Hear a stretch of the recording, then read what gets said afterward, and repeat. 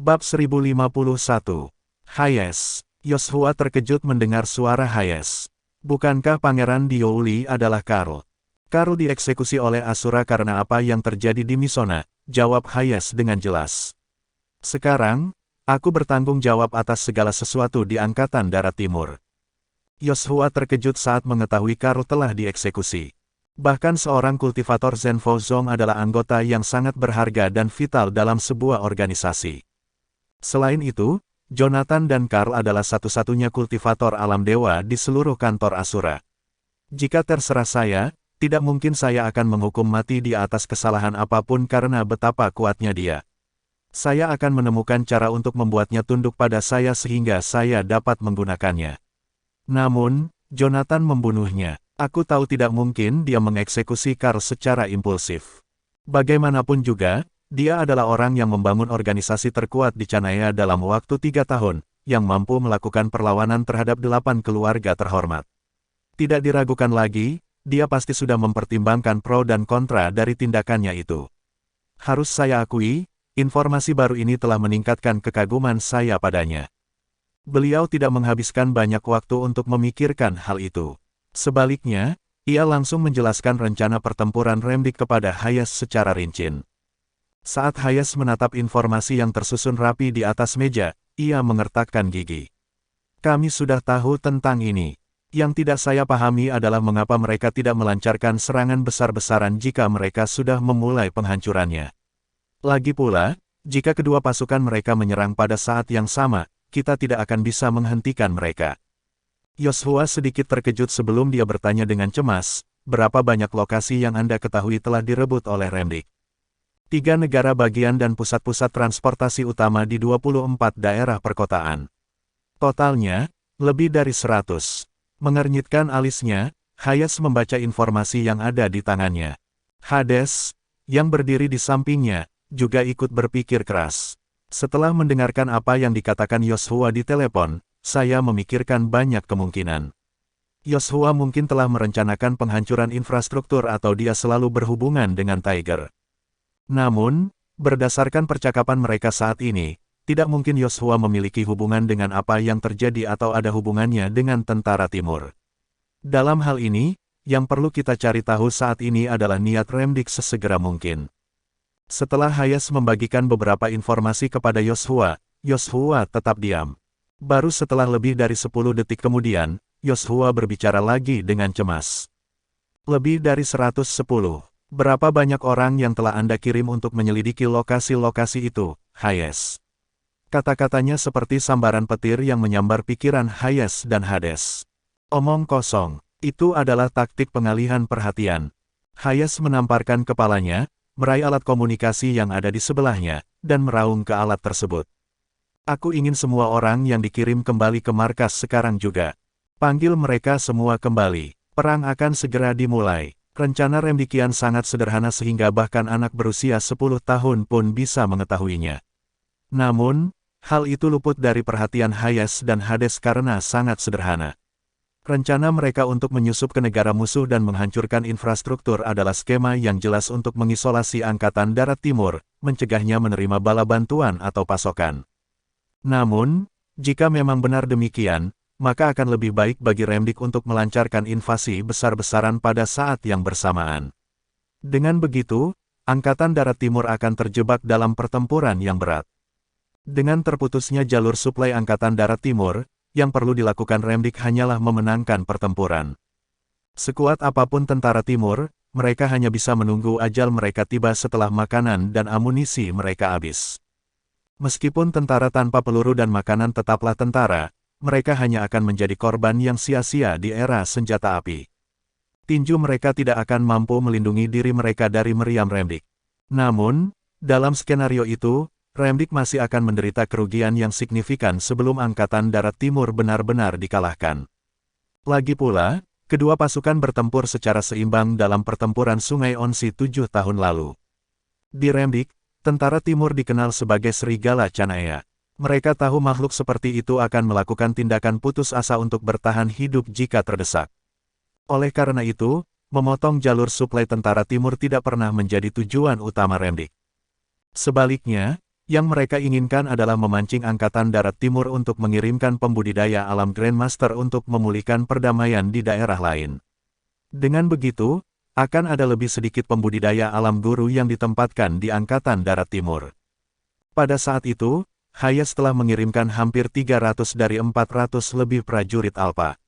Setiap tim dipimpin oleh seorang prajurit beta untuk membantu memulihkan ketertiban di daerah-daerah tersebut. Itu adalah rencana Remdik yang sebenarnya. Begitu kedua belah pihak meluncurkan rudal jarak pendek, semua tentara biasa harus bersembunyi di bawah jaringan pertahanan udara. Satu-satunya orang yang dapat bergerak bebas selama periode itu adalah para pembudidaya tingkat tinggi. Oleh karena itu, jika para pembudidaya Remdikian melancarkan serangan sementara para pembudidaya Angkatan Darat Timur diusir selama serangan rudal. Hasilnya mudah dibayangkan. Pada saat itu, Hayes memucat. Saya hanya bisa berharap para pembudidaya alam Grandmaster kita akan kembali sebelum Remdik meluncurkan serangan mereka. Tentu saja, Remdik tidak akan membiarkan Hayes menyelesaikan masalah ini dengan mudah setelah menyiapkan skema yang begitu besar. Beberapa menit setelah Hayes mengeluarkan perintah untuk memanggil kembali semua prajurit Grandmaster Realm, sebuah sirene yang memekakkan telinga bergema di langit malam. Ada serangan udara. Teriak seorang ajudan sambil bergegas masuk ke dalam tenda. Jangan bergerak. Hades menempelkan ajudan itu di udara dengan energi spiritual. Jangan panik. Hayes meraung ke perangkat komunikasi di tangannya. Aku Hayes Yeager, Pangeran Diowli dan Panglima tertinggi Tentara Sekutu Timur. Semuanya, ikuti protokol dan siapkan jaringan pertahanan udara. Para komandan, bawa bawahanmu ke tempat perlindungan yang sesuai. Bunuh siapa saja yang berani membangkang atau sengaja membuat kekacauan. Pasukan Gerhana. Targetnya adalah pasukan Remdikian di utara Sungai Onsi. Lawan. Tepat setelah dia menyampaikan perintahnya, hampir 500.000 tentara Sekutu Timur mulai beroperasi seperti mesin canggih untuk menyelesaikan tugas masing-masing. Ajudan intelijen duduk di depan komputer dan mulai memantau sinyal radar secara real-time. Tinggal 10 detik lagi sampai rudal ditembakkan. 9, 8, 7, 6, 5. Wosh, wosh, wosh. Suara yang menusuk telinga terdengar di atas pangkalan saat rudal-rudal Eclipse Army terbang melintasi langit malam sebelum Remdik tiba. Tak lama kemudian, meriam-meriam pertahanan udara yang dipasang di atas menara kontrol mulai menembaki rudal-rudal itu. Pada saat itu, langit menyala seperti pohon Natal. Kembang api kematian meledak di udara sebelum fajar menyingsing. Perang telah dimulai. Bab 1052. Itu adalah gambaran yang tak terlukiskan. Peluru-peluru terbang melintasi wilayah udara Tentara Sekutu Timur di bawah panduan komputer menuju lintasan yang telah diprediksi oleh rudal-rudal Remdik. Seolah-olah malaikat maut telah membuat jaring api besar di langit, menyelimuti para tentara bersenjata lengkap di darat. Rudal-rudal jarak pendek itu bersembunyi di kegelapan malam. Kemudian, rudal-rudal yang kuat secara diam-diam dan tepat menghujani para prajurit. Bola api yang tak terhitung jumlahnya meledak di udara, menerangi wilayah udara River Onsi. Pada saat itu, para prajurit benar-benar melupakan rasa takut. Tidak masalah jika mereka bersembunyi di tempat perlindungan atau hanya berdiri di tempat terbuka dalam menghadapi serangan seperti itu. Cahaya yang dihasilkan dari ledakan mendarat di wajah mereka seolah-olah mereka telah ditandai oleh kematian. Meskipun jaringan pertahanan udara efektif dalam memblokir rudal, itu tidak berarti dapat mencegah semua rudal mendarat di target mereka. Hal ini terutama terjadi setelah sebagian besar rudal jarak pendek terbelah. Bahkan jaringan pertahanan udara yang paling tepat sekalipun tidak dapat mengenai setiap rudal yang meluncur ke sasarannya. Pada saat itu, sebuah rudal setebal lengan menyelinap melalui jaringan pertahanan udara dan mendarat di pemukiman penduduk. Saat orang-orang yang menatap rudal itu dari bawah menunggu kematian mereka dengan putus asa, sebuah perisai melesat di udara. Seperti telapak tangan raksasa, perisai itu menamparkan rudal itu kembali ke langit. Boom! Manusia serigala setinggi hampir 3 meter mendarat di hadapan para prajurit. Perisai itu kembali ke tangannya dengan bantuan energi spiritual. Ini, awalnya, para prajurit dikejutkan oleh binatang raksasa itu. Namun, mereka berteriak dengan gamang begitu melihat shell merah di pergelangan tangan manusia serigala itu. Itu adalah pasukan serigala. Mereka datang untuk menyelamatkan kita. Dengan segera, para prajurit di sekitarnya bersorak. Namun, Manusia serigala yang berdiri di ruang terbuka tidak bereaksi terhadap kegembiraan para prajurit. Sebaliknya, ia menatap langit yang gelap dengan tatapan kosong. Seolah-olah itu adalah sebuah patung. Wolver Army adalah nama yang diberikan Hades kepada tim prajurit yang telah dimodifikasi. Ada hampir 5.000 anggota dalam pasukan itu, dan semuanya adalah prajurit yang dipilih oleh kantor Asura sebelum mereka dilatih selama 3 tahun. Mereka menerima pelatihan kultivasi terbaik, dukungan material terbaik, dan bimbingan militer terbaik di pangkalan rahasia kantor Asura. Jika mereka diberi lebih banyak waktu, mereka akan menjadi generasi baru anggota inti di kantor Asura ketika mereka keluar dari pangkalan.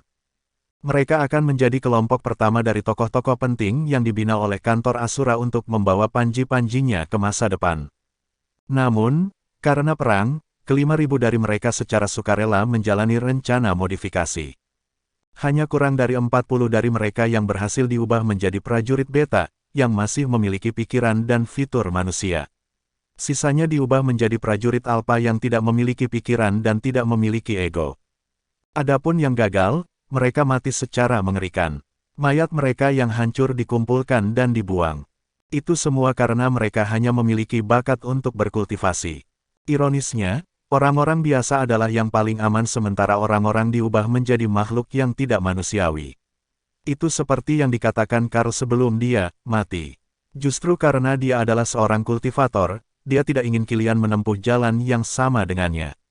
Kultivator, entitas yang berbenturan dengan alam, pada suatu saat, menjadi sumber kejahatan. Prajurit siluman serigala itu tidak mengakui pujian para prajurit. Tiba-tiba, sebelum kerumunan orang bereaksi, mereka melihat manusia serigala itu melempar perisai lagi. Namun, mereka tidak seberuntung sebelumnya. Saat rudal menghantam perisai, sebuah ledakan terjadi. Sebuah bola kematian yang menyala muncul sekitar 20-30 meter di atas kerumunan. Gelombang kejut dan pecahan rudal menghancurkan semua yang ada dalam radius 30 meter. Manusia serigala itu terlempar ke samping oleh gelombang kejut dan menabrak sebuah kendaraan militer. Kejadian itu tidak hanya terjadi di satu tempat itu saja. Ledakan tak berujung bisa terdengar di mana-mana di kamp tentara Sekutu Timur. Sehebat-hebatnya jaringan pertahanan udara mereka, ada terlalu banyak rudal di udara. Hanya ada kurang dari 200 pembudidaya alam Mahaguru yang tersisa di pangkalan yang dihuni oleh 800.000 orang. Bahkan jika para pembudidaya itu tersebar di seluruh area, masih mustahil bagi mereka untuk memblokir semua rudal. Oleh karena itu, kematian dan luka-luka tidak bisa dihindari. Di luar tenda pusat, Hayes dan Hayes berdiri di ruang terbuka, diam-diam menyaksikan langit malam dicat merah oleh ledakan. Pasukan Gerhana, balas dengan cara apapun. Hayes menyampaikan perintah lain kepada unit rudal. Sementara itu, Hades menghubungi unit intelijen. Freddy, kerahkan semua kekuatan yang kau bisa untuk menghancurkan jaringan militer Remdik dengan cara apapun yang diperlukan. Ribuan kilometer jauhnya, tentara pelindung, tentara Susona, tentara selatan, dan Legiun Yalegard telah mengirimkan jet tempur mereka ke arah Sungai Onsi. Selain Southern Army, jet tempur Susona Army, Guardian Army, dan Yalegard Legion tidak mengambil jalan memutar dan terbang langsung melintasi wilayah udara Yaleviu untuk mencapai tujuan mereka. Sedangkan untuk Wilbur, Hades sudah menghubunginya. Hades memperingatkan bahwa kantor Asura akan menyerang balik tentara Yaleviu dengan sekuat tenaga jika tentara itu berani menyerang mereka selama perang di River Onsi. Ini adalah pertama kalinya sejak pembentukan kantor Asura, organisasi itu dengan jelas menyatakan sikapnya terhadap Yaleviu. Sementara itu, di sebuah taman kecil di Zetfield, Wilbur berbaring di kursi sambil memandangi langit malam. Suara jet tempur yang melesat di udara tidak pernah berhenti sejak 5 menit yang lalu. Tentu saja, jaringan intelijennya telah mengetahui apa yang terjadi di Doveston. Sejak Remdik mulai mengumpulkan pasukannya, dia telah memperhatikan perang di River Onsi. Akhirnya, perang telah dimulai. Seorang ajudan memasuki taman dengan sepiring buah-buahan. Saya sudah menyiapkan buah-buahan yang Anda minta, Komandan. Wilbur mengangguk sambil tersenyum. Letakkan di atas meja. Ajudan itu melakukan apa yang diminta Wilbur. Melihat Wilbur tidak mengatakan apa-apa, ajudan itu berbalik, bersiap untuk pergi. Saat dia melakukannya, Wilbur berbicara. Apakah menurutmu kita harus campur tangan dalam situasi Doveston, Jacob? Mendengar itu, Jacob Valentine menegakkan tubuhnya, berbalik, dan memberi hormat pada Wilbur. Saya akan mematuhi setiap perintah Anda, Komandan. Aku akan menjadi orang pertama yang akan terjun ke medan perang manapun yang kau inginkan. Aku tidak akan membalas jika kau memintaku untuk tidak melakukannya, bahkan jika musuh menusukkan pisau ke jantungku. Wilbur sedikit bingung dengan kata-kata Jacob sebelum dia dengan cepat melambaikan tangannya sambil tersenyum. Saya tidak sedang menguji kesetiaanmu. Aku benar-benar bertanya padamu apakah aku, sang komandan, harus ikut campur dalam perang Doveston. Mendengar itu, Jacob masih mengangkat dada dan kepalanya tinggi-tinggi. Saya hanya seorang prajurit, komandan. Saya melakukan apa yang diperintahkan. Jika itu bukan sesuatu yang harus saya pikirkan, saya tidak akan memikirkannya. Wilbur menghela nafas saat ekspresi kelelahan melintas di matanya. Beberapa saat kemudian, dia melambaikan tangannya dan perlahan-lahan berkata, "Kamu boleh pergi sekarang. Beritahu pasukan untuk bersiap menghadapi pertempuran level 1. Bab 1053. Wilbur bertemu dengan Jonathan di lembah elit 3 tahun yang lalu. Saat itu, mereka adalah prajurit elit yang dikirim ke sana oleh Harfush dan Husfield. Karena kekuatan fisik mereka, mereka terus memecahkan berbagai rekor selama tinggal di lembah elit. Meskipun mereka tampak sangat kompetitif di permukaan, pada kenyataannya, mereka adalah teman yang cukup baik. Namun, selama tahap akhir pelatihan mereka di Valley of Elites, mereka memiliki konflik pendapat saat Yaleviu melakukan perekrutan. Karena itu, mereka berpisah. Dalam 3 tahun sejak saat itu, Jonathan mempertaruhkan nyawanya puluhan kali sebelum akhirnya memulihkan perdamaian di Canaya. Pada saat itulah prototipe awal kantor Asura benar-benar dimantapkan. Sementara itu, Wilbur menggunakan berbagai taktik dan kepercayaan Yoshua untuk menjadi komandan Yaleviu. Ia juga mendapat bantuan dari keluarga Saladai untuk mencapai tujuannya. Keduanya meraih kesuksesan dengan cara yang berbeda. Saat mereka masih menjadi preman tanpa nama, mereka sudah membandingkan diri mereka satu sama lain. Bahkan setelah mereka masing-masing memegang kendali atas 2 organisasi militer terbesar di seluruh Canaya, mereka tidak pernah berhenti bersaing dan mempertahankan diri satu sama lain. Saat Wilbur tetap berada di kursi goyangnya, dia menghela napas dan menatap langit malam. Saya tidak pernah kalah dari Jonathan dalam segala hal, kecuali dalam hal kesetiaan bawahan kami. Itulah satu-satunya hal yang membuatku tidak bisa dibandingkan dengannya. Kantor Asura memiliki 8 raja perang. Setelah dia turun tahta, Hades bisa saja mengambil alih posisinya kapan saja untuk memastikan kantor Asura terus beroperasi. Karl dari Doveston dieksekusi karena insiden Misona. Siapa yang menyangka pemimpin pangkalan militer di Lumonberg akan menjadi pangeran di Youli dan memiliki ratusan ribu tentara. Jonathan seperti memiliki banyak sekali bawahan yang bisa ia gunakan untuk menggantikan yang lama. Tidak hanya itu, dia telah membuktikan bahwa pilihannya benar. Tidak masalah di mana dia menempatkan bawahannya. Semuanya mampu menangani tanggung jawab yang dilimpahkan kepada mereka. Seluruh kantor-kantor Asura seperti mesin yang diminyaki dengan baik dan canggih, dan para raja perang adalah komponen terpentingnya. Bahkan jika beberapa di antaranya rusak, mereka akan diganti dengan komponen baru, dan mesin akan terus berjalan. Sementara itu, ajudan saya, yang telah saya promosikan selama 2 tahun mengikut saya, masih belum punya nyali untuk menyarankan apapun di depan saya. Harus saya katakan, ini adalah hal yang sangat tragis yang terjadi pada seorang komandan. Dia perlahan-lahan memejamkan matanya sambil mengingat jalan sulit yang dia lalui untuk sampai pada posisinya saat ini. Saya telah menyiapkan 700.000 orang untukmu, Jonathan. Itu adalah jumlah pasukan Yaleviu yang telah berkembang. Jika Anda tidak ingin kehilangan Doveston, inilah saatnya bagi Anda untuk menunjukkan ketulusan Anda. Pada saat itu, Esistan siap untuk bergabung dalam perang. Sudah 2 jam berlalu sejak peluru meriam pertama melintasi perbatasan nasional Canaya dan Remdik. Namun, kedua pasukan terus melanjutkan pengeboman mereka. Biaya setiap peluru meriam yang ditembakkan dari kedua belah pihak berkisar dari puluhan ribu hingga jutaan. Mereka praktis menghabiskan anggaran militer mereka. Namun, baik Canaya maupun Remdik tidak peduli dengan hal itu. Ini adalah perang yang sudah lama mereka tunggu-tunggu. 7 tahun yang lalu, pertempuran antara Angkatan Darat Medved dan Angkatan Darat Timur merenggut lebih dari 70.000 nyawa. Karena intervensi dari Departemen Informasi kedua belah pihak, jaringan pertahanan udara mereka lumpuh seketika. Itu adalah neraka di bumi. Tanpa perlindungan dari jaringan pertahanan udara, kedua pasukan terkunci dalam pertempuran sengit. Setiap peluru meriam yang mendarat di medan perang akan membunuh sejumlah tentara yang tidak diketahui jumlahnya. Kedua belah pihak menunggu hingga musuh mereka tidak tahan lagi dan berhenti menembakkan meriam atas kemauan mereka sendiri. Konflik brutal itu berlangsung selama 3 hari. Pada akhirnya, bahkan setelah Karl berhasil menghubungi Aidan untuk menghentikan perang yang tidak ada gunanya itu, bola-bola meriam masih berjatuhan dari langit. Setelah pengalaman itu, kedua belah pihak belajar untuk mengisolasi Departemen Informasi yang bertanggung jawab atas jaringan pertahanan udara mereka dari dunia luar. Bahkan peretas terbaik di planet ini pun tidak akan dapat menemukan periode pelanggaran. Ledakan tidak pernah berhenti selama 2 jam. Di bawah menara jaringan pertahanan udara itu berserakan peluru-peluru yang kosong dan panas. Seorang ajudan dengan cepat tiba di hadapan Hayes dan melaporkan, "Pak, sepertiga amunisi menara pertahanan udara telah habis.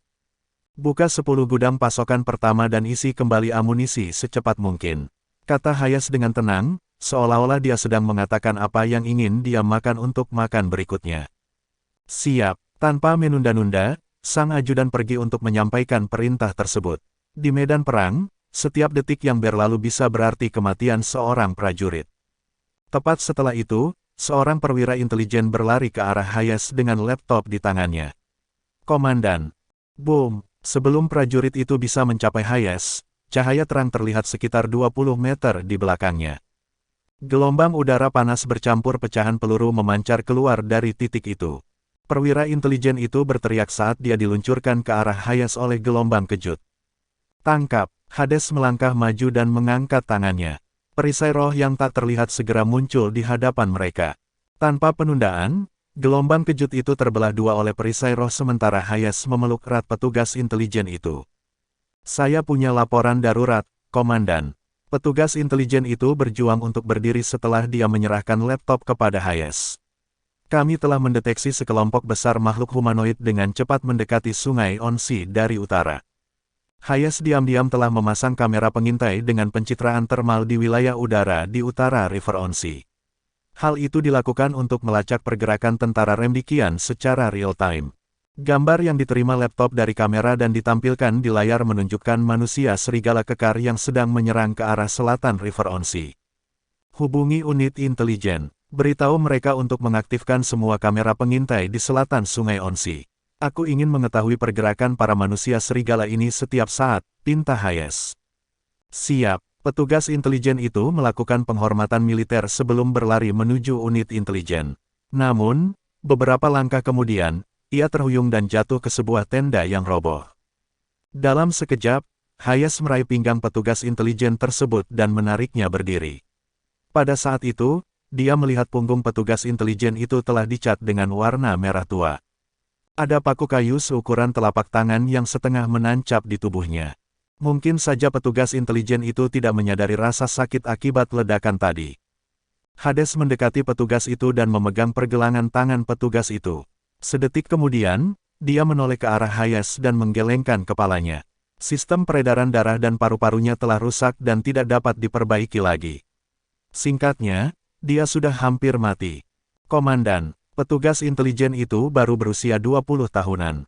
Dia hampir tidak bisa berdiri saat energi spiritual menyelimutinya. "Saya merasa sangat pusing. Punggungku sakit." Sambil meringis, prajurit muda itu menatap Hayes. Saat ia terbatuk, darah menyembur dari mulut dan hidungnya. Sambil memegang tangan prajurit itu, Hayes bertanya dengan suara gemetar, "Siapa namamu?" Tentara itu mencengkeram tangan Hayes dengan erat, matanya dipenuhi keputusasaan. Saya ingin pergi pulang." Bab 1054. Matanya kehilangan fokus. Perwira intelijen militer itu, yang diselimuti oleh energi spiritual, berdiri di sana dan meninggal dunia. Dia memiliki keinginan yang paling sederhana, yaitu kembali ke rumah, namun hal itu tidak akan pernah terwujud sekarang. Melihat wajah muda perwira intelijen itu, Hayes memperkirakan usianya paling banyak 23 atau 24 tahun. Untuk memiliki intelijen tingkat tinggi pada usia semuda itu dan bisa berbicara langsung dengan saya, dia bisa saja merupakan siswa terbaik yang baru saja lulus dari akademi militer. Selain itu, Dia pasti berasal dari keluarga yang terhormat. Orang tuanya bahkan mungkin merupakan bagian dari tim asli yang mengikuti 8 Raja Perang. Ini adalah aturan kantor Asura. Bagaimanapun, bahkan penundaan sekecil apapun dalam menyampaikan kecerdasan krusial seperti itu dapat mempengaruhi seluruh jalannya pertempuran. Dengan kata lain, orang seperti itu adalah bagian dari generasi baru kantor Asura yang paling bisa dipercaya, namun dia telah dikorbankan di sini begitu saja. Energi spiritual Hayes terus melonjak saat kilatan dingin di matanya meningkat. Tiba-tiba, seseorang meletakkan tangan di bahu Hayes dan meremasnya dengan keras. Hanya setelah merasakan rasa sakit, Hayes baru sadar kembali dari kemarahan yang meluap-luap. Hades, dia baru berusia awal 20-an. Apa yang dia lakukan salah? Hayes berkata dengan acuh tak acuh. Hades menepuk pundak Hayes dengan kuat. Apa ini hari pertamamu di medan perang? Tidak ada yang benar atau salah di medan perang, yang ada hanya hidup dan mati. Kita semua telah selamat dari perang yang tak terhitung jumlahnya dan menyaksikan kematian yang paling mengerikan. Jangan membuatku meremehkanmu. Jika Anda begitu emosional, saya, sebagai penanggung jawab kantor Asura, akan segera mencabut penunjukan Anda sebagai pangeran di Youli. Mendengar itu, Hayes melambaikan tangannya. Kemudian, dia mengambil tablet yang telah digenggam oleh petugas intelijen itu bahkan sampai kematiannya. Jangan khawatir, aku tahu bagaimana menjadi seorang komandan, dan aku tahu bagaimana cara membunuh para bajingan ini dan membiarkan tubuh mereka tenggelam ke dalam sungai Onyx. Saat Hayes berbicara, dia menarik napas dalam-dalam dan memakai komunikator. Perhatian, semua markas tentara Sekutu Timur, semua pembudidaya, operator artileri berat, dan penembak jitu harus pindah ke posisi yang ditentukan dalam Rencana 8. Tim peledakan, bersiaplah untuk melaksanakan strategi tambahan dalam Rencana 8. Setiap korps bersiap untuk melawan serangan para pembudidaya remdikian tingkat tinggi. Semua pemimpin tim Wolver Army, perintahkan bawahan prajurit siluman serigala kalian untuk mengaktifkan penanda sinyal pada mereka. Semua orang harus mengingat penanda identifikasi. Mereka yang memiliki lampu hijau berkedip di kedua pundaknya adalah sekutu kita. Jika cahayanya tidak terlihat, tembak saat terlihat, bahkan jika pihak lain mengenakan seragam kita. Jalankan perintah saya sekaligus. Setelah Hayes menyampaikan instruksi, seluruh tentara Sekutu Timur mulai beroperasi dengan tergesa-gesa. Prajurit manusia serigala pada awalnya dikerahkan untuk bertahan melawan bom yang menembus jaringan pertahanan udara. Namun, setelah menerima perintah Hayes, mereka berbalik dan pergi tanpa ragu-ragu. Bahkan dengan bom yang jatuh di atas kepala mereka tidak akan melirik ancaman yang datang. Mematuhi perintah adalah tugas setiap prajurit. Para prajurit Alpha yang tidak memiliki emosi telah menyempurnakan bentuk ketaatan itu. Itu juga alasan mengapa Remdik hanya membutuhkan prajurit Alpha dan tidak lagi menyediakan Charlie sebagai subjek percobaan. Sekitar 200 manusia serigala yang tersisa berkumpul di garis pertahanan luar bagian utara tentara Sekutu, menunggu perintah. Menerima perintah dari prajurit Beta, para prajurit manusia serigala itu menepuk tengkuk mereka satu demi satu. Selanjutnya, dua lampu hijau kecil tapi terang di kedua sisi bahu mereka menyala.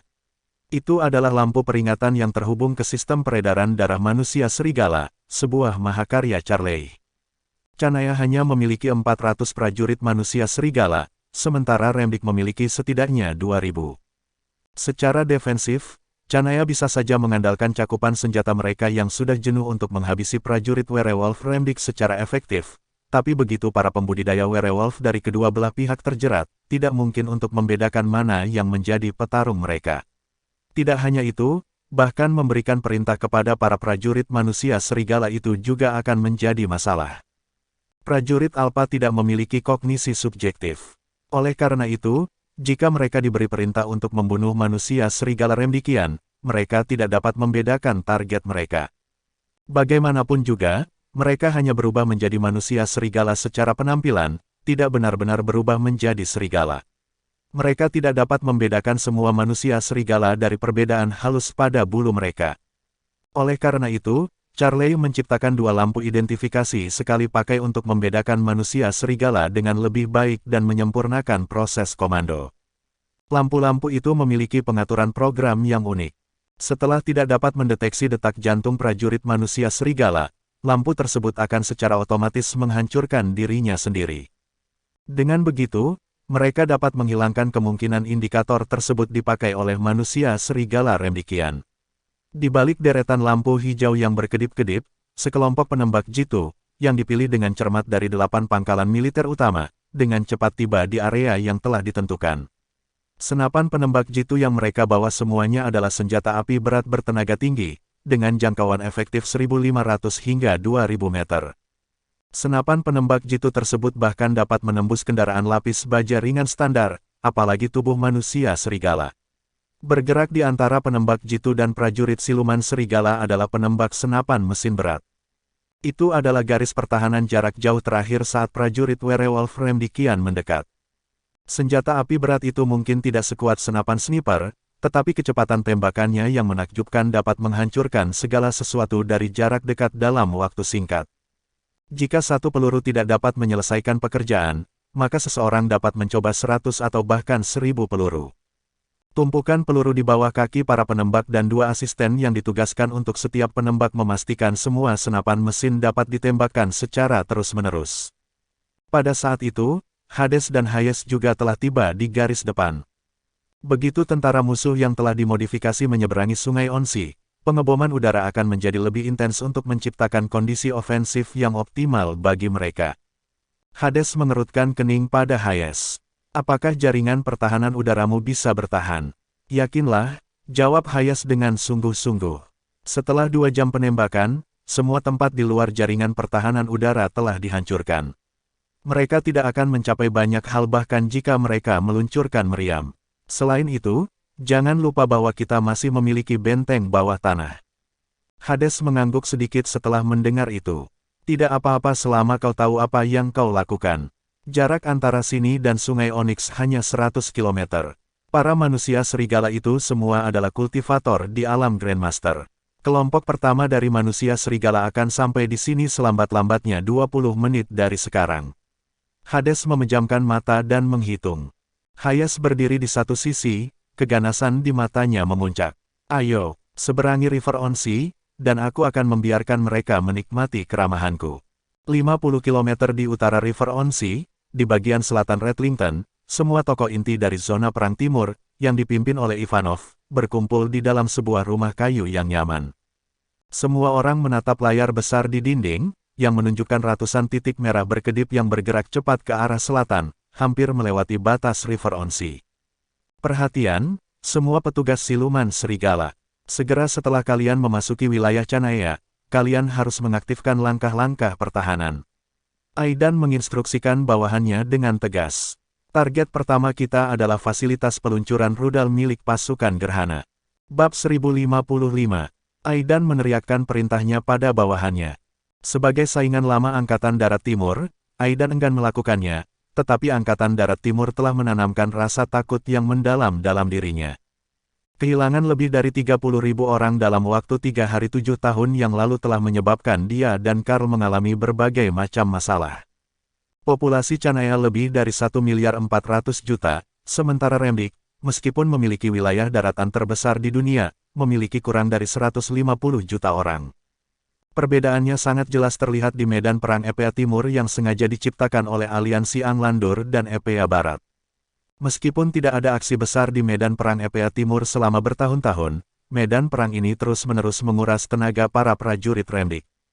Aidan membutuhkan waktu 3 tahun untuk mengisi kembali lebih dari 30.000 orang yang hilang, sementara Angkatan Darat Timur mampu melakukannya hanya dalam waktu 1 bulan. Kecepatan yang menakutkan seperti itu sulit dicapai oleh negara manapun di dunia. Satu-satunya cara untuk mencegah sejarah terulang kembali adalah dengan menghancurkan pangkalan peluncuran rudal milik pasukan Gerhana yang berada di bawah komando Angkatan Darat Timur. Menurut penilaian Aidan, selama Eclipse Army tidak dapat meluncurkan rudal mereka dan harus mengandalkan pertempuran darat, tentara Sekutu Timur Remdik yang terdiri dari hampir 1.000 pembudidaya manusia serigala dapat dengan mudah menghancurkan tentara Timur. Pada saat ini, tidak hanya prajurit werewolf yang berada di utara Sungai Onsi yang terlihat di layar tapi juga ratusan titik merah yang dengan cepat bergerak ke arah utara di front selatan Horbah. Mereka adalah para prajurit manusia serigala yang sebelumnya dikirim untuk memblokir jaringan suplai asistan. Misi mereka telah selesai, dan mereka sekarang berbalik untuk melaksanakan tahap kedua dari misi tersebut. Tahap kedua mengharuskan mereka untuk menyelinap ke bagian belakang Angkatan Darat Timur dan menemukan pangkalan rudal untuk menghancurkannya. Melihat titik-titik merah di peta strategis yang terus bergerak, Aidan tersenyum. Dia menoleh ke Ivanov dan menyeringai sambil berkata, "Tuan Ivanov, sekarang Cor Jonathan telah hancur, kantor Asura tidak lagi menjadi ancaman. Bahkan jika Charlie masih hidup, mereka tidak bisa membentuk pasukan serigala baru yang bisa melawan kita dalam waktu singkat. Selama kita menghancurkan pangkalan rudal Angkatan Darat Timur, kita bisa menghancurkan mereka sepenuhnya dengan prajurit manusia serigala kita." Kata-kata dan ekspresi Aidan saat itu seolah-olah dia sudah melihat kemenangan pasukan Remdik dalam pikirannya. Hal ini langsung mengundang cibiran dari Avery di sebelahnya. Sebagai komandan pasukan Arktik, Avery adalah satu-satunya orang yang tidak cocok di seluruh zona Perang Timur. Tak seperti yang lain, ia secara terbuka menyatakan dirinya sebagai orang kepercayaan faksi SAR dan bukan bagian dari kelompok Ivanov. Ivanov tak dapat mengambil tindakan apapun terhadap Avery karena ia tak memiliki kemampuan untuk bersaing dengan faksi SAR. Dia berani membiarkan Avery menganggur dan menugaskan Avery untuk menjaga pangkalan Angkatan Darat Arktik yang tidak lancar, tetapi dia tidak berani menggunakan alasan untuk menolak masuknya Avery ke zona Perang Timur. Peran Avery seperti sebuah tantangan simbolis dalam bentuk manusia. Meskipun Ivanov tahu bahwa SAR telah mengirim orang ini untuk mengawasi dan menjengkelkannya, ia hanya bisa memanjakan Avery dengan makanan dan minuman yang enak untuk menunjukkan kesetiaan kepada SAR. Namun, kematian cucunya, Antoine, pada insiden sebelumnya benar-benar membuat Ivanov marah. Keluarga Kolinskini mengetahui masalah ini dan telah mengirim orang untuk menyelidiki keluarga Ivanov. Namun Ivanov tahu bahwa Avery kemungkinan besar adalah penyebab kematian Antoine. Jika bukan karena pertengkaran Avery dan Aidan hari itu, mereka dapat dengan mudah menyelamatkan Antoine sebelum Jonathan menyerang. Ivanov awalnya ingin membunuh Avery untuk melampiaskan kemarahannya, tetapi ia mengerti bahwa Avery hanyalah pion. Avery tidak akan berani bertindak seperti itu tanpa perintah SAR. Jadi, Ivanov tak punya pilihan selain menahan diri. Aidan menyadari ketidaksenangan atasannya dan dengan dingin mendengus sambil melirik ke arah Avery. "Avery, demi Tuhan, berhentilah bersikap sulit. Apakah ada yang saya katakan yang tidak benar? Atau apakah Anda percaya bahwa pasukan kita tidak memiliki harapan untuk menang melawan Angkatan Darat Timur?" Avery dengan jijik melemparkan sosis yang dipegangnya ke atas meja dan dengan santai bertepuk tangan. "Aidan, sudah berkali-kali kukatakan padamu bahwa kamu tidak memiliki akal sehat, tapi kamu tidak juga yakin. Karena kamu mengakui bahwa Charlie kemungkinan masih hidup, tidakkah menurutmu orang-orang di Canaya juga menyadari sifat prajurit siluman serigala? Apakah Anda berasumsi bahwa para pembudidaya memiliki kemampuan tanpa batas? Lihat saja pengerahan pasukanmu. Kau meminta para prajurit siluman serigala untuk menyerbu ke seberang Sungai Onsi. Apakah Anda benar-benar percaya bahwa itu akan membuat mereka terlihat lebih kuat dan mengesankan? Tidak. Kamu hanya mengundang bencana." Saat Avery berbicara, dia menunjuk ke arah selatan Sungai Onsi. Medan secara bertahap terbuka di sebelah selatan River Onsi. "Jika aku berada dalam posisi bertahan, aku akan menempatkan ranjau darat secara strategis di sepanjang jalur yang diantisipasi oleh para prajurit manusia serigala." Para prajurit manusia serigala ini tidak lebih dari mesin yang tidak disadari sedang berbaris menuju kehancuran mereka. Setidaknya setengah dari prajurit akan dilenyapkan bahkan sebelum mereka mencapai tentara timur. Mendengar komentar mengejek dari Avery, Aidan tiba-tiba bangkit dari tempat duduknya sambil membanting kedua tangannya ke meja. "Avery, berhenti bicara omong kosong." Sebelum Aidan sempat menyelesaikan kalimatnya, sebuah dengusan dingin terdengar dari arah depan. Mendongak, dia melihat Ivanov yang menyatakan ketidaksetujuannya. "Pak, dia." Aidan berusaha melanjutkan, tetapi tatapan tajam Ivanov membuatnya terdiam. Sejak Aidan gagal menyelamatkan Antoine, Ivanov terus mengawasinya. Meskipun mereka belum melakukan serangan terhadapnya sejauh ini, Aidan mengerti bahwa hari itu pada akhirnya akan tiba. Itulah sebabnya ia memanfaatkan setiap kesempatan yang ada untuk membuktikan diri dengan harapan dapat meminimalisir konsekuensi negatif di masa depan. Ivanov memperlihatkan sedikit senyuman dan menatap Avery dengan ekspresi lembut. "Avery, harus saya katakan, ide Anda cukup berwawasan luas. Tapi kamu harus mengerti bahwa sekarang musim dingin. Tentara Timur tidak hanya akan mempertahankan beberapa kilometer dari garis depan, tetapi juga area yang membentang puluhan kilometer lebarnya dan ratusan kilometer panjangnya. Menurut Anda, apakah mereka memiliki kemampuan untuk memasang ranjau di area yang begitu luas dalam hitungan bulan? Avery melirik Ivanov. Sejak kematian Antoine, tidak ada kemungkinan untuk berdamai di antara mereka. Sebelumnya, afiliasi mereka yang berbeda tidak terlalu penting bagi Ivanov dan dia menutup mata terhadap tindakan Avery. Tetapi sekarang Avery menyadari bahwa jika SAR tidak menghancurkan keluarga Ivanov tepat waktu, dia akan menjadi orang pertama yang mati di tangan Ivanov. Meskipun mereka berdua mengetahui hal ini jauh di lubuk hati mereka masih mempertahankan hubungan atasan dan bawahan di permukaan. Sekarang Ivanov menanyainya, Avery harus merespons meskipun dia tidak senang. Sambil menarik napas dalam-dalam, Avery dengan tenang berkata, saya yakin mereka bisa. Jangan lupa bahwa 50 tahun yang lalu, beberapa negara kecil dari Aplot Selatan melancarkan invasi ke Canaya. Ladang ranjau di perbatasan itu telah diletakkan selama 50 tahun dan masih belum dibersihkan. Tepat pada saat itu, alat komunikasi di depan Aidan berbunyi seolah-olah menvalidasi kata-kata Avery. Lapor ke komandan, kita telah melewati perbatasan Canayan. Ini adalah ladang ranjau, dan kita baru menempuh jarak kurang dari 1 kilometer, tapi 9 prajurit yang dimodifikasi telah terbunuh. Saya telah mengeluarkan perintah untuk menghentikan serangan. Haruskah kita terus maju? Kami akan menunggu instruksi lebih lanjut dari markas. Bab 1056. Berhenti maju. Apa kamu bercanda? Aidan dengan hati-hati menatap Ivanov di depannya sambil berteriak keras ke dalam alat komunikasi. Teruslah bergerak maju. Kalian adalah pembudidaya, jadi kecepatan kalian cukup cepat untuk mencapai posisi aman sebelum ranjau darat meledak. Mintalah prajurit yang dimodifikasi menyebar dalam formasi. Jangan mengikuti satu sama lain terlalu dekat untuk menghindari melukai mereka yang di belakang. Pikiran Aidan berpacu. Rencana strategis Angkatan Darat Timur telah dipersiapkan selama lebih dari setahun. Jika pasukan prajurit yang dimodifikasi dihalangi setelah menyeberangi Sungai Onsi, itu akan benar-benar mengganggu pengaturan selanjutnya. Bagaimanapun juga, menggunakan prajurit yang dimodifikasi untuk menghancurkan seluruh tentara Sekutu Timur adalah bagian paling penting dari rencana tersebut. Jika prajurit yang dimodifikasi ini tidak bisa memasuki medan perang utama seperti yang direncanakan semula, semua prajurit manusia serigala yang berjalan-jalan dengan santai di Esistan Canaya akan berada dalam bahaya besar untuk dibunuh oleh para pembudidaya tentara timur. Menurut perkiraan, meskipun para pembudidaya Grandmaster Realm Angkatan Darat Timur tidak dapat bersaing dengan pasukan serigala Remdik, mereka memiliki kekuatan yang lebih dari cukup untuk menghadapi prajurit yang dimodifikasi yang dikirim untuk menyusup. Saat komandan di ujung lain alat komunikasi bersiap untuk menyesuaikan formasi maju Warfare Army, Ivanov berbicara dengan tenang. Aidan, apa kau benar-benar mengusulkan penggunaan serangan gelombang manusia dengan mengirimkan prajurit werewolf kita yang sangat terlatih langsung ke ladang ranjau dan mengorbankan mereka? Aidan terkejut dengan pertanyaan yang tiba-tiba itu. Dia tahu bahwa Ivanov akan melakukan serangan terhadapnya.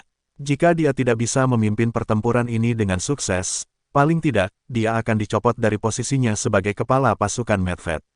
Jika ia melakukan kesalahan yang signifikan, Ivanov bahkan mungkin akan mengambil tindakan disipliner terhadapnya. Tuan Ivanov, bagaimana mungkin saya memiliki pikiran seperti itu? Saya hanya percaya pada prajurit kita. Sebelum Aidan sempat menyelesaikan kata-katanya, Ivanov mengalihkan pandangannya ke Avery di pojokan. Avery, Anda jarang mengungkapkan pendapat Anda tentang strategi ini. Sebagai komandan yang dipromosikan secara pribadi oleh SAR, kemampuan memimpinmu luar biasa.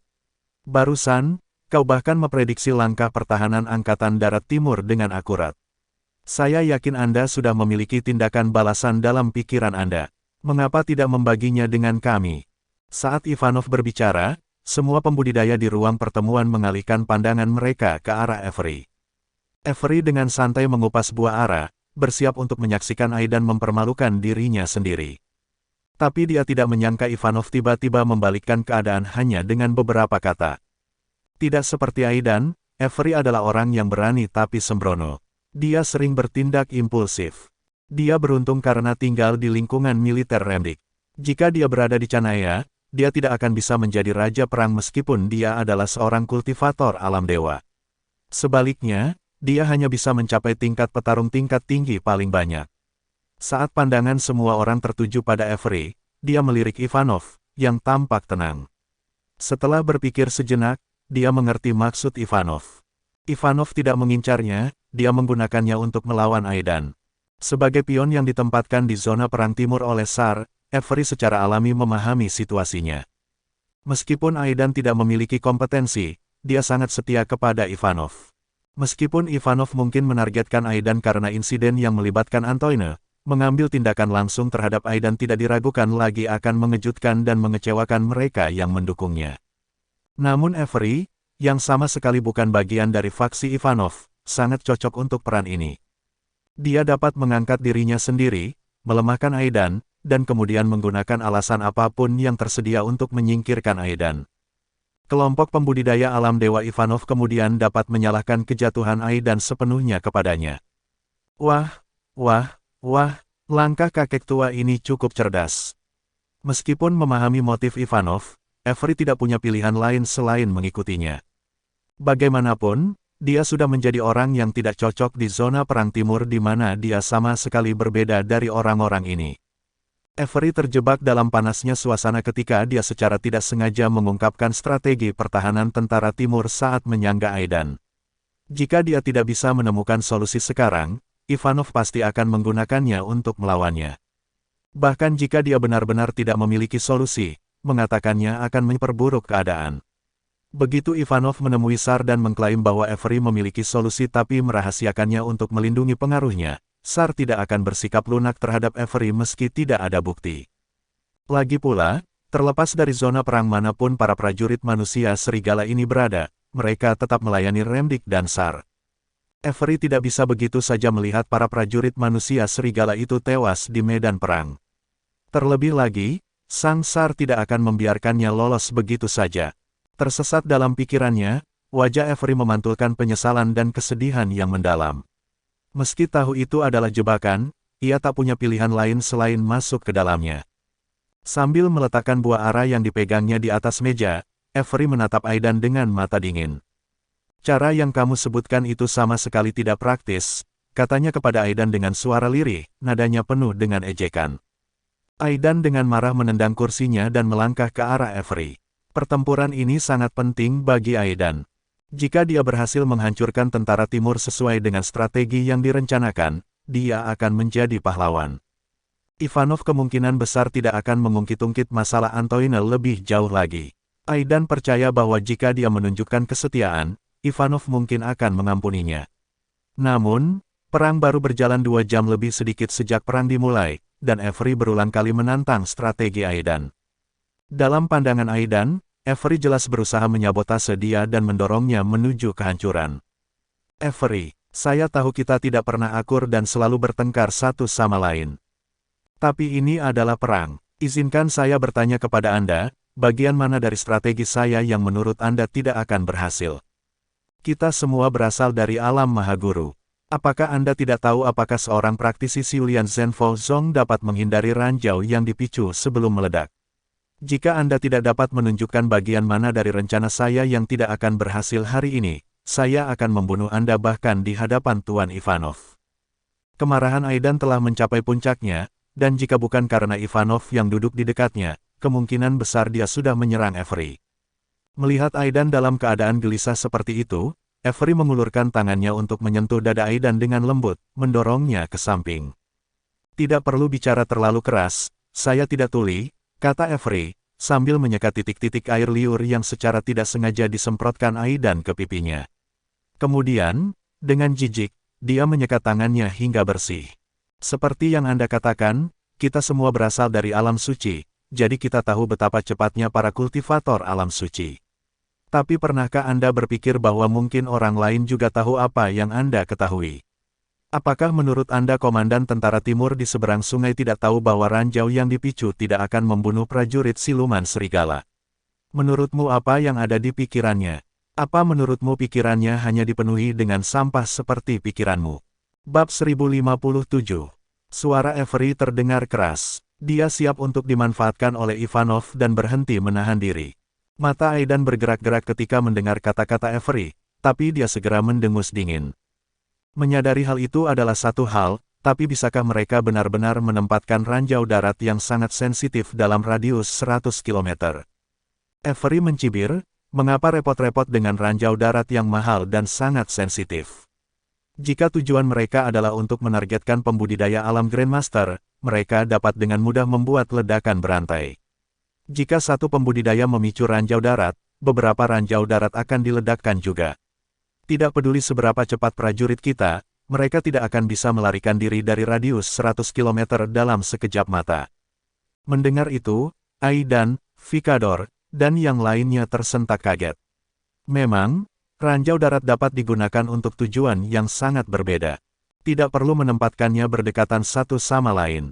Kita hanya perlu menghitung jarak yang ditempuh oleh para pembudidaya dan menempatkannya dengan jarak sekitar 30-40 meter.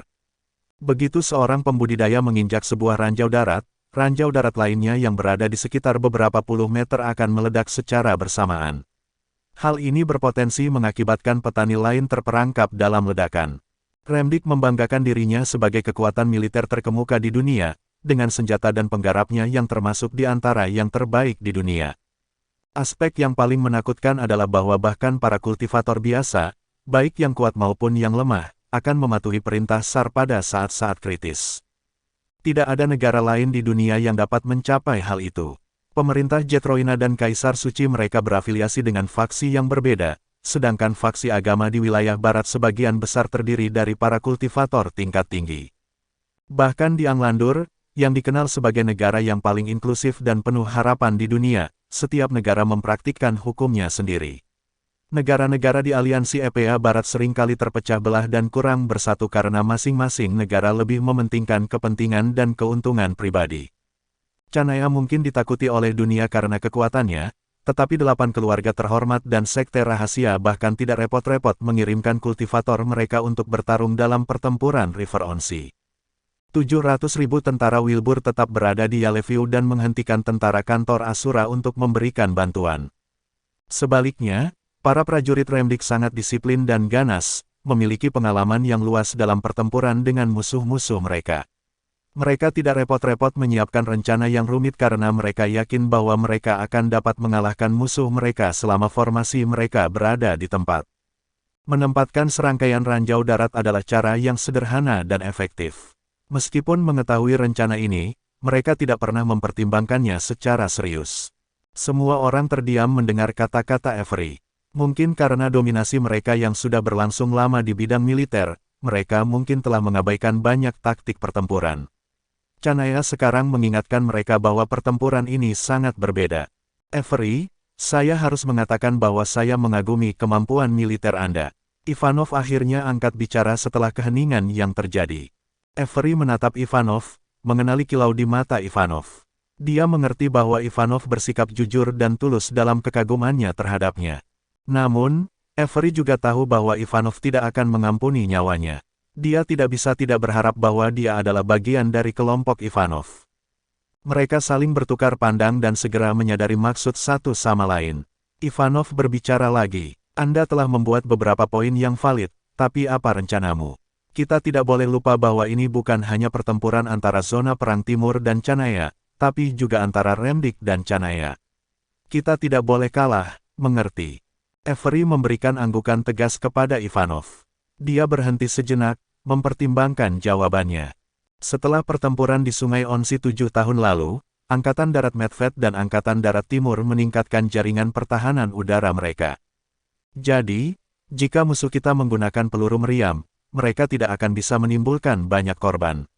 Demikian pula, saya yakin rudal kita tidak akan dapat menyebabkan banyak korban pada Angkatan Darat Timur juga. Saran saya adalah agar pasukan Serigala mundur ke utara Sungai Onsi dan tim rudal berhenti mengebom pasukan timur. Sebaliknya, kita harus fokus pada serangan surut yang menargetkan bagian utara Sungai Onsi. Dengan menggunakan bola meriam, kita dapat membuat jalur bagi pasukan Serigala untuk maju. Ini akan lebih murah daripada menggunakan tentara yang dimodifikasi untuk membuat jalur mereka sendiri, dan jalurnya harus mengarah ke selatan dalam bentuk kerucut. Saat Avery berbicara, dia benar-benar menepis kesenjangan antara zona perang timur dan barat, termasuk pasukannya sendiri. Saat ini, dia adalah seorang komandan inti Remdik. Sambil berdiri, Avery menuju ke layar besar dan menggambar sebuah bentuk kerucut di selatan Sungai Onsi. Pasukan Canaya akan berusaha menghabisi pasukan serigala dari jauh. Biasanya, senapan sniper dapat menembak secara akurat hingga 2.500 meter, tetapi kita harus memperhitungkan beberapa jarak tambahan untuk berjaga-jaga jika pasukan timur memiliki kejutan. Garis pertahanan Angkatan Darat Timur terletak 100 mil ke arah selatan. Kita akan memotong jalan kita melalui pasukan mereka untuk 80 mil awal dan kemudian menggunakan tembakan artileri ke segala arah untuk menghilangkan jebakan yang tersisa untuk 20 mil terakhir. Keberhasilan rencana kami akan bergantung pada keterampilan tentara kami yang telah dimodifikasi. Setelah mengungkapkan rencananya dengan cemberut, Avery menoleh ke arah Ivanov. Pak, saat ini adalah rencana terbaik yang bisa saya sampaikan kepada Anda. Saya tidak dapat menyusun taktik lain karena saya tidak memiliki informasi umpan balik yang diperlukan dari garis depan, tambahnya. Itu sudah cukup bagus. Ivanov memberinya anggukan senang sebelum berbalik untuk melihat yang lain. Saya punya pengumuman untuk disampaikan. Mulai sekarang, Avery akan menggantikan Aidan sebagai panglima perang. Aidan, kamu akan membantu Avery dalam menjalankan perintahnya. Jangan membuat masalah untukku, mengerti? Aidan tentu saja kesal mendengar bahwa panglima tertinggi yang baru adalah Avery. Dia ingin protes, tetapi tatapan Ivanov memberitahunya bahwa dia telah kehilangan hak untuk menegosiasikan persyaratannya. Ivanov sudah siap untuk menyingkirkannya. Namun, Aidan tidak punya pilihan lain. Ivanov memegang kekuasaan yang signifikan di Remdik, nomor 2 setelah Sang Tsar sendiri. Kekuatan yang berdiri di belakangnya, ditambah dengan tingkat kultivasinya di alam ilahi, membuatnya menjadi kekuatan yang harus diperhitungkan. Aidan menatap Avery dan dengan tenang duduk di sampingnya, mengeluarkan alat komunikasinya. Perhatian, semuanya. Avery sekarang adalah panglima tertinggi yang baru. Tolong bekerja sama dengannya sepenuhnya. Siapapun yang tidak mematuhi perintahnya akan dianggap sebagai pengkhianat. Di garis pertahanan utara Legiun Bersatu River Onsi, Hades dan Hayes menatap peta di tangan mereka sambil memberikan perhatian penuh pada pertempuran di depan mereka. Seperti yang Avery duga, Hayes telah memerintahkan penempatan ranjau darat di beberapa ratus meter di sebelah selatan River Onsi. Selain itu, dia telah mengerahkan ribuan detektor untuk melacak pergerakan para pembudidaya Remdikian begitu mereka menyeberangi sungai. Sekarang, titik-titik merah kecil yang mewakili para pembudidaya Remdikian menghilang dengan cepat dan mundur ke utara Sungai Onsi. Pemandangan Wolver Army yang menghilang menyebabkan sekelebat kecemasan muncul di mata Hayes. Apa yang sedang mereka lakukan? Bab 1058. Hayes telah menghabiskan waktu 3 bulan untuk menyusun rencana dengan cermat untuk area seluas 100 meter, seperti seorang nelayan yang terampil yang sedang mempersiapkan diri untuk mendapatkan hasil tangkapan yang besar. Namun, yang membuatnya kecewa, ikan-ikan, dalam hal ini, para pembudidaya Remdikian, tiba-tiba berubah arah, membuat semua usahanya sia-sia. Bisa dibayangkan betapa kecewanya dia. Hades mengerutkan alisnya sambil menatap layar monitor. Apakah mereka takut karena adanya korban jiwa dan memilih untuk menggunakan rute yang berbeda? Tanyanya. Mendengar pertanyaannya, Hayes menggelengkan kepalanya. Itu sangat tidak mungkin. Bahkan jika musuh memilih untuk melewati area ranjau darat sejauh 50 mil, mereka harus melewati rawa-rawa dan bahaya alam lainnya, yang akan menambah waktu mereka dalam pertempuran. Dan bahkan jika para pembudidaya mampu mengabaikan risiko tersebut, hal itu masih akan menunda kedatangan mereka di medan perang. Dalam hal ini, rencana sebelumnya untuk mengebom semua yang terlihat akan kehilangan maknanya. Kita bisa saja menggunakan waktu ekstra untuk menyerang para pembudidaya yang menyelinap ke Esistan. Tapi bukan itu yang ingin dilihat oleh Remdik karena tidak mudah mengirim begitu banyak orang ke medan perang. Hayes mengernyitkan alisnya dan menoleh untuk melihat ke layar. Ini tidak benar. Para pembudidaya Remdikian seharusnya tidak mundur saat ini. Dia terdengar cemas. Selama pertempuran, Angkatan Darat Timur mengadakan beberapa pertemuan sebelum menentukan strategi pertahanannya saat ini. Dalam hal jumlah pembudidaya dan tentara, Angkatan Darat Timur lebih rendah dari Remdik. Oleh karena itu, kantor Asura menganggap pertempuran pertahanan ini sangat penting dan sangat mementingkannya. Situasi di medan perang selalu berubah dan tidak dapat diprediksi, dan tidak mungkin untuk mengikuti rencana yang telah disiapkan sepenuhnya. Namun, paling tidak, harus ada logika umum di balik rencana tersebut. Sebagai contoh, tidak masuk akal untuk mengirim tentara Fana ke garis depan karena akan menempatkan mereka dalam bahaya. Oleh karena itu, jelas bahwa Wolverine Army akan berada di garis depan pertempuran. Namun, pasukan garis depan Wolverine Army tiba-tiba menghentikan serangan mereka, membuat taktik tentara timur menjadi tidak berguna. Tidak jelas apa yang sedang direncanakan oleh musuh mereka. Tentu saja, Hayes kebingungan. Ekspresi Hades terlihat muram saat dia memutar otak, mencoba mencari tahu langkah selanjutnya dari pasukan Remdikian. Saat itu, seorang penembak senapan mesin mengangkat kepalanya dengan bingung. Kenapa tidak ada suara ledakan lagi? Hayes menoleh untuk menatapnya. Apa maksudmu dengan itu? Mendengar itu, penembak senapan mesin dengan cepat bangkit dan memberi hormat kepada Hayes. Pak, saya ingin menyampaikan bahwa sepertinya Remdik telah mengurangi frekuensi serangan rudal mereka. Rudal, Hayes dan Hades saling berpandangan sebelum menatap langit malam di belakang mereka. Setelah diserang selama lebih dari 2 jam, mereka sudah terbiasa dengan dentuman menggelegar di langit di atas mereka. Sekarang, suara dentuman yang terus-menerus telah mereda, dan bahkan jaringan pertahanan udara tidak mengeluarkan suara apapun. Jaringan pertahanan udara yang dikendalikan secara online mampu mendeteksi rudal di udara dan mencegatnya dengan menembaknya. Ketenangan di medan perang dan tidak adanya korban jiwa yang signifikan menunjukkan hanya satu kemungkinan Remdik telah menghentikan serangan mereka. Apa yang sedang dilakukan Remdik? Hayes benar-benar bingung. Sebelum ia menyadari apa yang sedang terjadi, tanda seru merah besar muncul di layar laptopnya. Pada saat yang sama, detektor pada peta mulai mati. Pak, seorang perwira intelijen militer superior Rilem mendarat di tanah di depan mereka. Pak, kami mendeteksi rudal Remdik yang menyerang wilayah pertahanan kita. Sambil berbicara, dia berlari ke arah mereka dan mengklik layar dengan cepat. Tak lama kemudian, keduanya melihat banyak titik merah yang melambangkan rudal yang terbang di atas sungai Onsi dan masuk ke wilayah Canaya. Kali ini, musuh tidak mengincar pangkalan tentara Sekutu Timur, mereka menargetkan wilayah pertahanan selebar 50 mil. Mereka membersihkan area ranjau darat. Hades menyatakan dengan dingin. Sesuatu terpikir olehnya saat dia dengan cepat berkata, Hayes, tolong beritahukan semua orang di garis pertahanan utara untuk berlindung di bunker bawah tanah yang telah kita gali sebelumnya. Mereka bisa saja berada dalam bahaya bom karpet. Hayes dengan cepat tersentak kembali ke akal sehatnya dan menyampaikan perintah itu kepada prajuritnya. Karena tujuan musuh adalah untuk membersihkan jalur menggunakan rudal, mereka tidak akan membuat jalur yang sempit karena akan membuat pasukan Wolverine beresiko menjadi sasaran pasukan timur. Sebaliknya, mereka mungkin akan meluncurkan bom karpet di dekat garis pertahanan utara untuk menghilangkan semua ranjau darat dan memungkinkan pasukan serigala untuk melakukan yang terbaik. Wilayah itu terletak di perbatasan tentara Sekutu Timur, dan meskipun berada dalam jangkauan jaringan pertahanan udara, wilayah itu mungkin tidak dapat menahan serangan besar-besaran.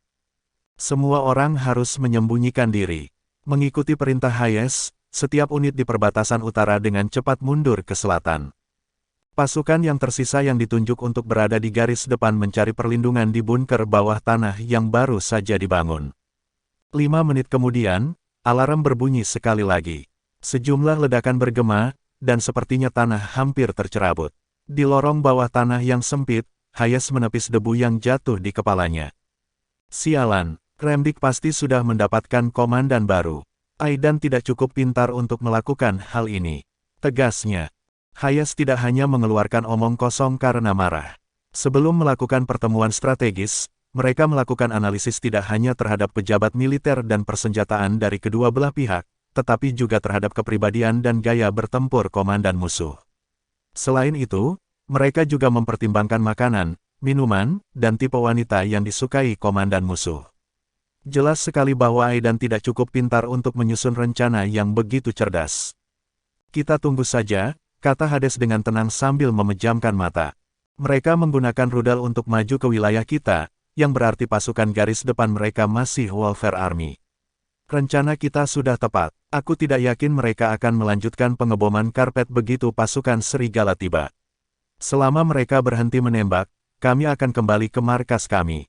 Kita akan kembali ke titik awal, satu-satunya perbedaan adalah ranjau darat tidak akan menyebabkan luka parah pada pasukan serigala. Tepat setelah dia berbicara, Hayes mengambil alat komunikasinya. Persetan, tidak ada bedanya. Mereka mengubah target rudal mereka, kan? Aku juga bisa melakukan hal yang sama. Dia meraung, perhatian pasukan gerhana. Ini adalah Hayes Yeager, Panglima tertinggi tentara Sekutu Timur. Saya memerintahkan kalian untuk mengarahkan tembakan. Bekerja samalah dengan bagian informasi dan targetkan area ranjau darat di depanku.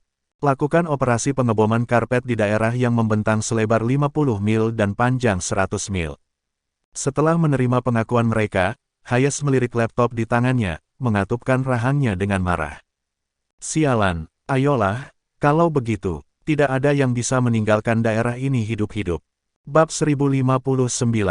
Mengikuti perintah Hayes, seluruh pasukan Eclipse melanjutkan untuk melakukan penyesuaian yang cepat, dan Departemen Strateginya terus mengumpulkan informasi tentang lokasi serangkaian target dari Biro Intelijen.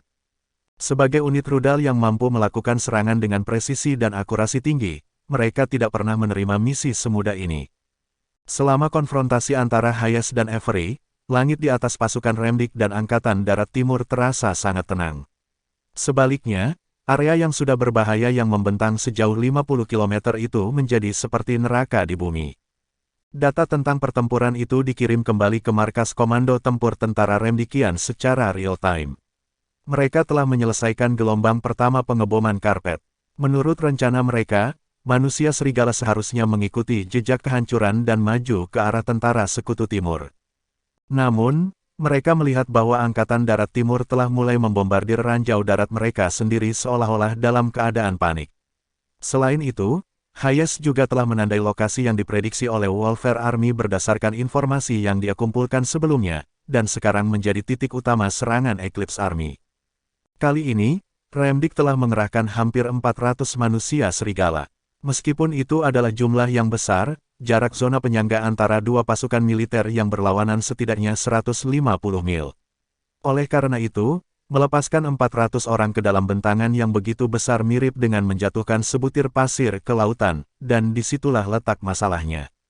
Jika mereka memecah pasukan serigala dan membiarkan mereka berkeliaran dengan bebas, itu berarti kehilangan kesempatan untuk menyerang. Namun, manusia serigala dapat bergerak dalam kelompok-kelompok kecil, sehingga menyulitkan pasukan timur untuk merencanakan pertahanan mereka. Pada akhirnya, bahkan seorang komandan yang teliti seperti Avery pun tidak dapat menghindari kebiasaan militer Remdikian yang menggunakan taktik pertempuran yang fleksibel. Alih-alih menginstruksikan para manusia serigala untuk mencoba menghindari bombardir, ia justru menyuruh mereka menunggu di tepi utara Sungai Onsi hingga serangan rudal berhenti sebelum melancarkan serangan besar-besaran. Sayangnya, ada satu hal yang terlintas di benaknya, yaitu bahwa unit rudal Angkatan Darat Timur tidak hanya mampu bertahan. Karena tujuan dari strategi bom karpet Remdik adalah untuk memastikan pasukan serigala dapat melewatinya dengan aman, tentu saja, itu berarti manusia serigala harus berada di tepi garis tembak. Dengan melakukan hal itu, mereka telah dengan jelas memberikan lokasi Wolfere Army kepada Hayes dan yang lainnya. Bahkan, tidak masalah jika Hayes dan yang lainnya tidak yakin dengan lokasi Wolfere Army yang sebenarnya. Karena mereka memiliki cukup amunisi, mereka dapat mengambil satu lembar dari buku militer Remdikian dan meledakkan seluruh bentangan dari tepi utara Sungai Onsi ke tempat pasukan Remdik ditempatkan. Oleh karena itu, segalanya tampak suram bagi pasukan serigala. Bagi manusia biasa atau bahkan pembudidaya biasa, manusia serigala praktis tidak terkalahkan. Namun, melawan kekuatan destruktif yang menakutkan dari rudal jarak pendek, perisai roh para manusia serigala dan apa yang disebut sebagai fisik yang kuat ternyata rapuh seperti kaca. Pada saat sistem radar Remdik mendeteksi target sebenarnya dari rudal-rudal tersebut, sudah terlambat bagi para manusia serigala untuk lari. Jika itu hanya satu rudal, mereka bisa menghindarinya jika mereka bergerak cukup cepat. Namun, apa yang harus mereka lakukan ketika semua tempat dalam radius beberapa lusin mil dibom? Tak satu pun dari tingkat kultivasi mereka yang penting pada saat hujan bom yang jatuh dengan mudah merobek-robek semua yang ada di tanah. Setelah pengeboman putaran pertama itu, markas besar Remdik menerima laporan pertama tentang korban mereka, 98 kematian manusia serigala yang dikonfirmasi sementara 30 lainnya hilang atau dilumpuhkan. Dengan begitu, Pasukan berkekuatan hampir 400 orang itu kehilangan lebih dari 140 prajuritnya bahkan sebelum mereka menginjakkan kaki di Canaya. Fakta bahwa mereka semua adalah kultivator alam Grandmaster membuat kehilangan seperti itu sangat menghancurkan, untuk sedikitnya. Aidan mendengus dingin dan bertanya pada Avery, jadi, ini yang kau maksudkan dengan strategimu itu? Avery tidak terlihat bingung sedikit pun. Apa itu? Maksudmu Canayans tidak akan menjatuhkan rentetan rudal jika kita tetap menggunakan metode serangan agresifmu. Kamu, Aidan terdiam mendengar jawaban Avery. Dia membuka mulutnya tapi tidak bisa memikirkan serangan balik yang bagus. Sambil melirik Aidan dengan tatapan menghina, Avery melanjutkan, diamlah, dasar monyet tak berotak. Saya mengambil alih kekacauan yang Anda buat dan membereskannya. Cara ini telah membuat kerugian kita seminimal mungkin. Seandainya kami menggunakan metode Anda, akan menjadi keajaiban jika bahkan 100 dari 400 orang itu berhasil selamat. Sebenarnya, Avery menahan pikirannya yang sebenarnya dengan tanggapan itu. Kematian lebih dari 100 prajurit manusia serigala disebabkan karena dia telah meremehkan Canaya. Lagi pula, sudah lama sekali tidak ada negara atau kekuatan yang berinisiatif untuk melancarkan serangan terhadap kekuatan raksasa yaitu Remdik. Menatap berbagai penanda di layar, dia berkata dengan dingin, kirimkan pesan bahwa semua manusia serigala di Doveston harus menuju ke belakang Angkatan Darat Timur dan berkumpul di sana dengan cara apapun. Pasukan Timur telah menempatkan kekuatan utamanya di utara, jadi tidak mungkin ada banyak dari mereka yang menjaga pasukan Gerhana. Selain itu, pasukan Gerhana tidak mungkin dapat menahan rentetan artileri yang tak ada habisnya. Mereka pasti akan menyerah setelah 3 putaran pengeboman karpet paling banyak. Lagi pula, hanya kami yang memiliki data tentang korban. Canaya mungkin memiliki prediksi mereka, tapi mereka tidak tahu apakah serangan mereka benar-benar efektif. Karena tidak ada artinya untuk terus menyerang secara membabi buta, mereka pasti akan menghentikan serangan mereka untuk sementara waktu. Keringat membasahi dahi Avery. Aku sekarang adalah panglima tertinggi Remdik. Jika aku membuat kesalahan dalam penilaian, aku akan mengambil risiko membahayakan nyawa 300 prajurit manusia serigala di Doveston dan 200 manusia serigala lainnya yang menyerang di depan. Tidak ada komandan yang bisa memikul tanggung jawab untuk menanggung darah hampir 700 Grandmaster di tangan mereka. Sambil terus mengeluarkan perintah, semakin banyak informasi yang disampaikan ke markas mereka. Akhirnya, setelah sekitar 1 jam, mereka menerima peringatan lain dari sistem pemantauan radar. Rudal-rudal Angkatan Darat Timur telah berubah arah, tetapi target mereka masih tetap pasukan Remdikian. Mendengar hal itu, Avery membanting tangannya ke atas meja dan bangkit berdiri. Saya sudah menduganya. Mereka tidak menyadari jumlah korban kita dan telah mengalihkan fokus mereka untuk menyerang pasukan yang kita kumpulkan. Beritahu pasukan serigala untuk bergerak dengan kekuatan penuh dan menyerang kedua sisi dari utara dan selatan. Mereka harus melakukan apapun untuk menghancurkan tentara Sekutu Timur. Setelah dia memberikan perintah itu, manusia serigala mulai muncul dengan tenang dari tanah di sepanjang tepi utara Sungai Onsi.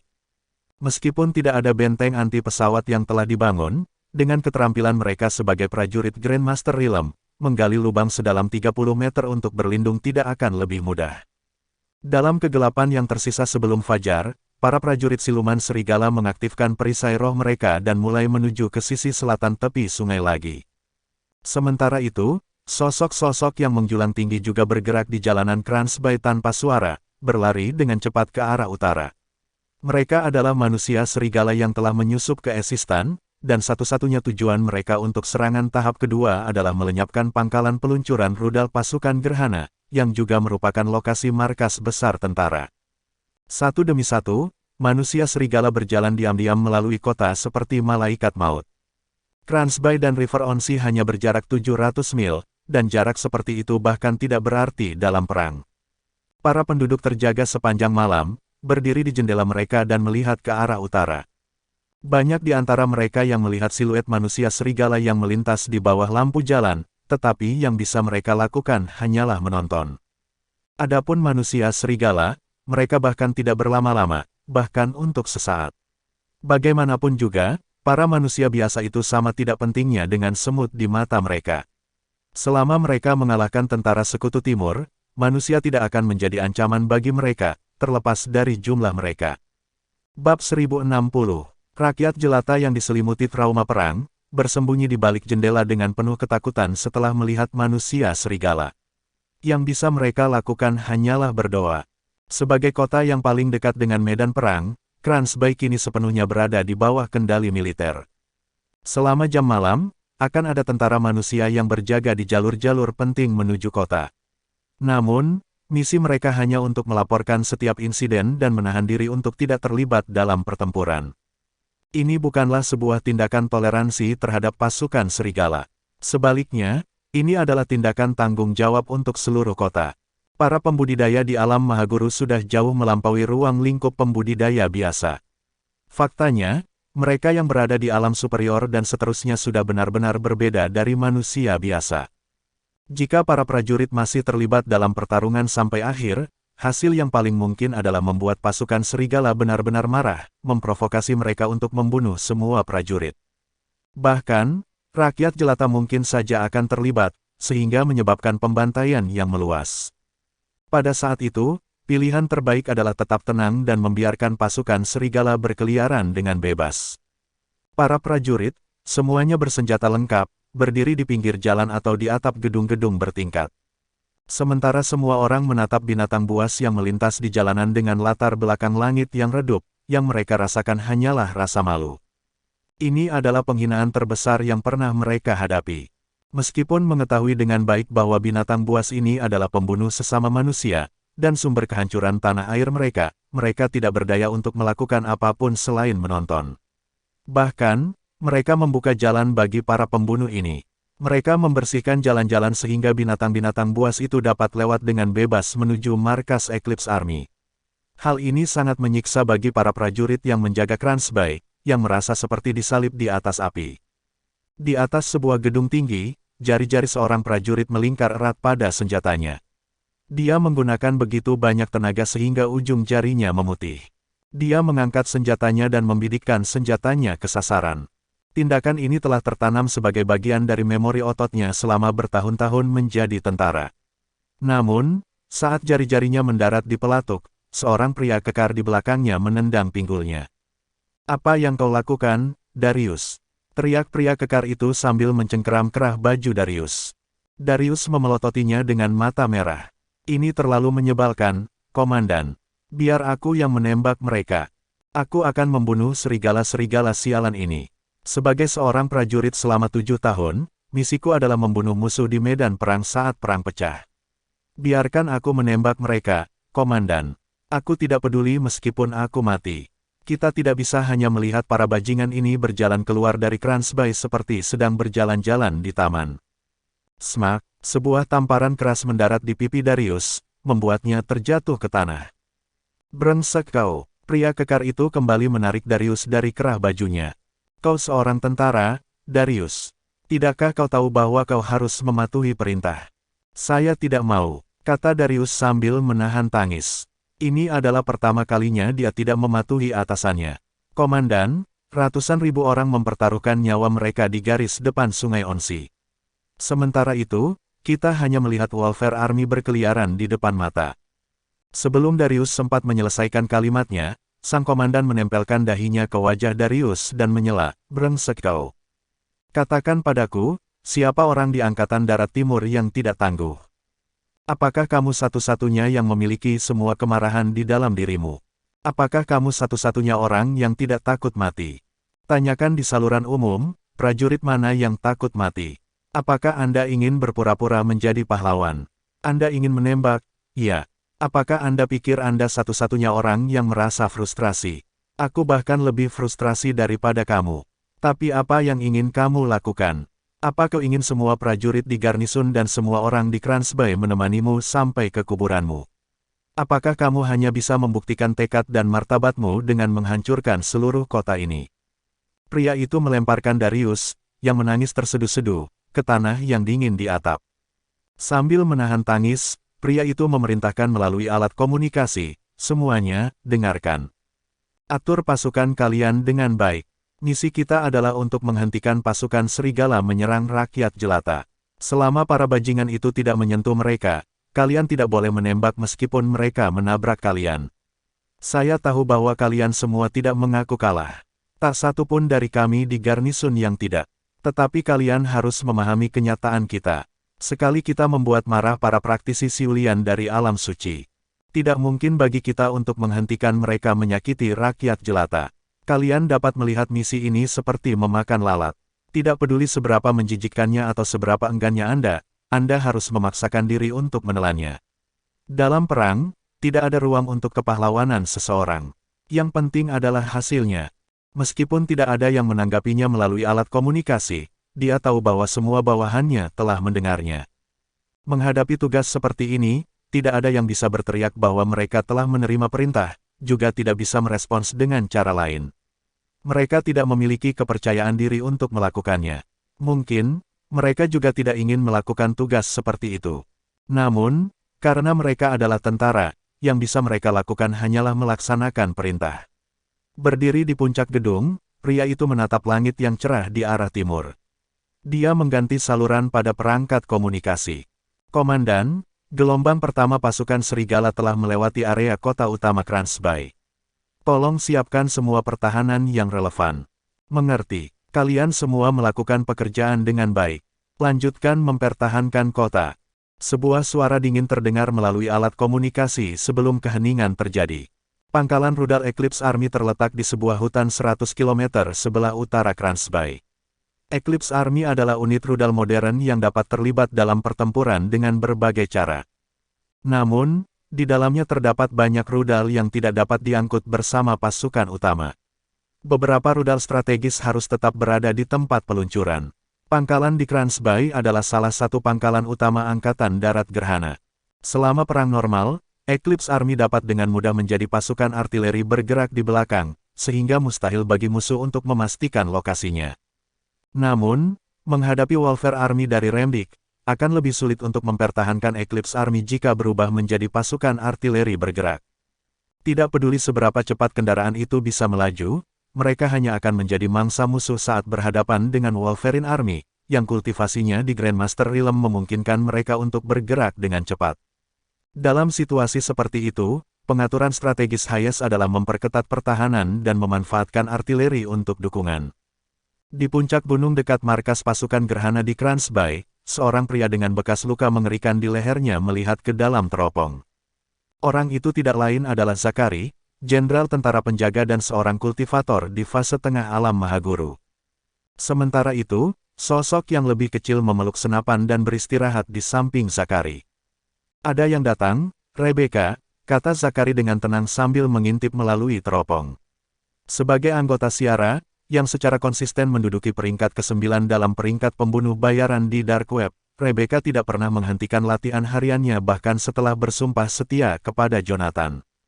Lagi pula, dia memiliki banyak sumber daya kultivasi setelah keluarga Blackwood berhasil mendapatkan 1.500 ton batu roh yang rusak. Sebagai manusia biasa, Rebecca masih bisa menjadi seorang kultivator dengan bantuan Zakari. Meskipun Rebecca hanya berada pada tingkat kultivasi alaminya, energi spiritual tambahan mampu secara signifikan memperkuat teknik pembunuhannya.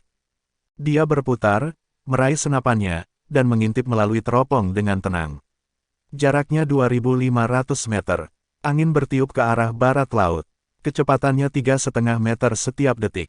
30 derajat. Salju turun. Penyesuaian 5 titik ke bawah. Penyesuaian 3 titik ke kiri. Dia menahan napas. Boom! Saat sinar pertama matahari muncul, suara senapan bergema di seluruh pegunungan. Bersambung.